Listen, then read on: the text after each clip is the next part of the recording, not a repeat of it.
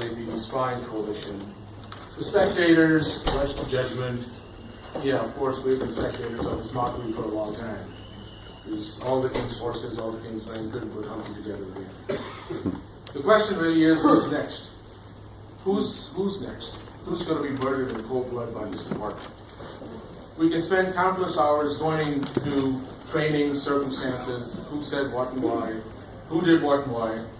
But when you have an institution which is fundamentally flawed, corrupt, and violent by design, then the superficialities become not only a moot point, but the people know that this exercise is nothing but smoke and mirror.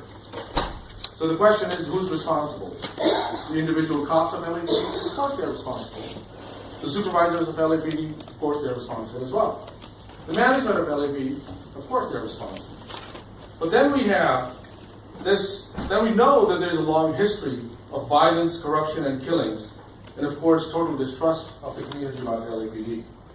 But more importantly, the responsibility also lies with this body, Board of Police Commissioners, a body of 5 LA City residents who have subpoena powers, includes 2 law professors and an executive director of a nonprofit agency. Break it down, Doc. That continues to be dismissive and insulting towards the community.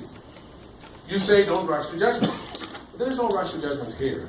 Instead, there's compelling evidence, historical data, facts that how LAPD has continued to violate our basic human and civil rights, and the total deference of this commission towards the chief and towards the department. We brought you evidence of racial profiling. We've seen the sham community hearings on body cameras.